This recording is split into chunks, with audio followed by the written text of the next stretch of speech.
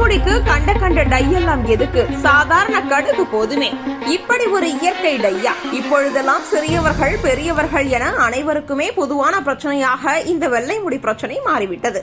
அதனால் நிறைய பேருக்கு அதை எப்படியாவது சரி செய்துவிட வேண்டும் என்ற எண்ணம் தோன்றும். கண்ட கண்ட ரசாயன டைகளை எல்லாம் வாங்கி பூசிக்கொள்வார்கள். இப்படி ரசாயன கலர்களை அடிக்கடி பயன்படுத்துவது தற்காலிகமாக நிறம் கொடுத்தாலும் முடியின் இயற்கை வலிமையையும் ஆரோக்கியத்தையும் மெதுவாக குறைத்து விடுகிறது. அதனால் வீட்டிலேயே இயற்கையாக முடியின் நிறத்தையும் வலிமையையும் பாதுகாக்கும் ஒரு எளிய முறையை வீட்டிலேயே செய்து பயன்படுத்தலாம். இந்த முறைக்கு முதலில் சிறிதளவு கடுகை எடுத்துக்கொண்டு அதனுடன் கருவேப்பிலையை சேர்த்து அடுப்பில் மெதுவாக வறுக்க வேண்டும்.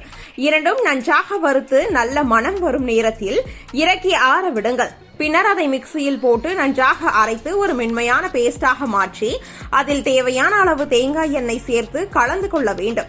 இந்த கலவையை தலையில் வெள்ளை முடி தெரியும் பகுதிகளில் தடவி அரை மணி நேரம் ஊறவிட்டு பிறகு குளித்தால் முடி வேர் பகுதியில் சத்து சென்று இயற்கையான நிறம் மெதுவாக திரும்ப தொடங்கும்.